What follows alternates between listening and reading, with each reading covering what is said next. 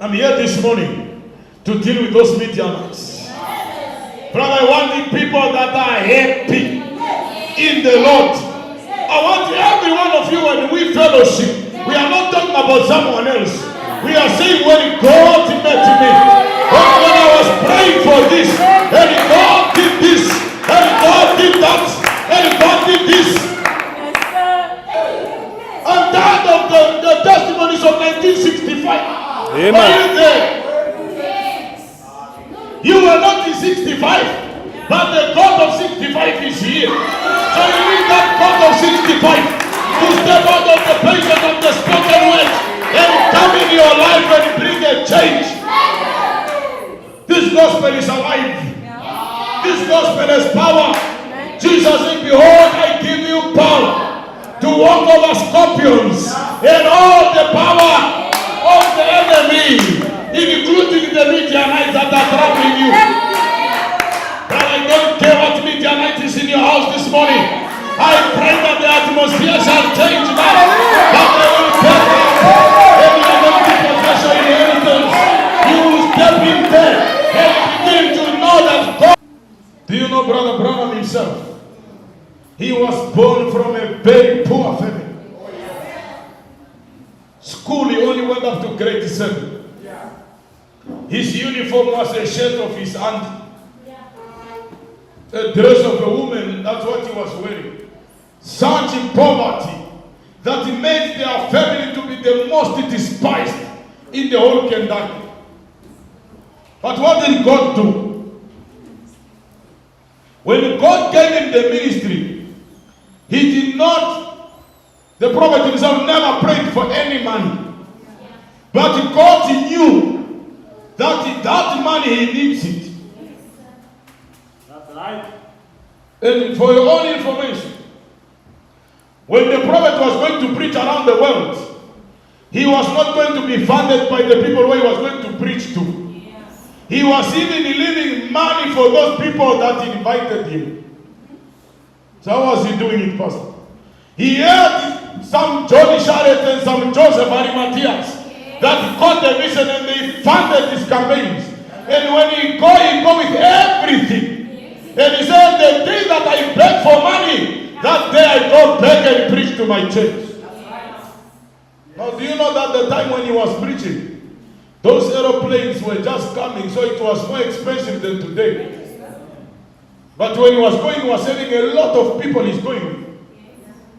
How was he making it? God provided for him. From Kentucky, from having a woman's shirt as a uniform at school, to become one of the great men, not only in Kentucky, but in the whole world. Today, if you are talking about great men that ever preach the gospel, and you don't bring William Branham, you need to go start your list up. Amen. But he was born from that poor family. But he began to realize the God that I believe is not a poor God. He's a real God. He can do everything that he promised. And then he began to believe God. And he take God at his word. And he go around the world telling the people what Jesus can do. And he did it.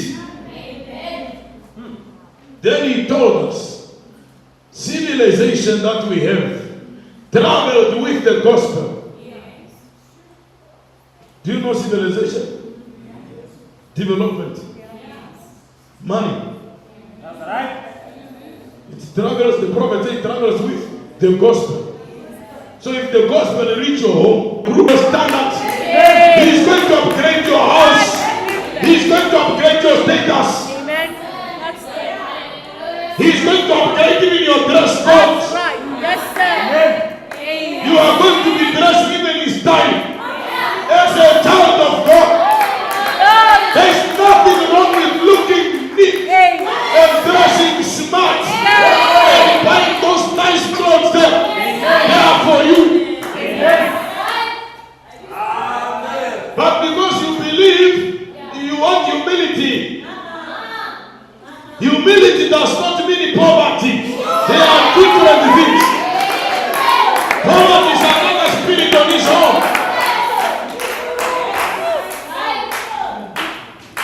Until people in the message, you have got careless people, they don't care how they dress. Because they think, oh, the message, we don't preach like that. We are not a count, brother, of correctly things. No, we believe in proper stuff. Because our God is proper.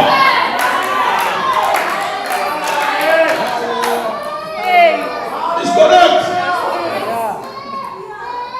William Branham, when he got that blessing, his family knew there is something about him. Transformed that until today you go to Jeffersonville, you have got the voice of God there. It's a big office, you can go and check it on the internet there. The image of an eagle. Who built that? William Branham himself. That was his own money that he left behind. He did not need you to come and tell him, oh, I want to give you your money if you do this. He preached what he needed to preach because God provided for him. If you become dependent on your boss will be telling you everything. But brother, if you depend on God, you can tell your boss, if your job requires me to compromise on my Christian principle, keep it. Keep your job. God will give me another one. Yes, sir. That's my God. Amen. But because you're afraid of the media night every time you are there, every Sunday the boss is telling you, no, you need to work, until you become the only one who works on Sunday. But there are people in your work that don't go to church and they are off. Satan, tell the devil, I'm going to church. Whether you like it or not, I am going to be praising the Lord. Whether you give him a job or not, God is a provider. God is a sustainer. He came and he defeated the Midianites. And one more time he shall prosper. This time the message must prosper again. When we can come and testify and say, brother, the Lord visited me. My home has changed. Your house must become the house of Obed-Edom. Because the ark of the Lord is there. The house begins to be formed. All the children in that house begin to be blessed. The wife blessed. The children, everything that he does, blessed. God can bless the house of Potiphar. Because Joseph arrived. What about your house? Because it was spoken. Potiphar, a heathen prime minister in Egypt, became blessed because Joseph, the believer of the message, is in his house. Hey brothers, do you know why we are not having what we need? We don't believe. You don't believe. You need to. That's why I'm preaching this until you believe. You need to have a mind shift change. You believe funny things that are not from God, that come from uninspired people. Then they start to just call things that you look for, you don't even find them. It's not good, brother.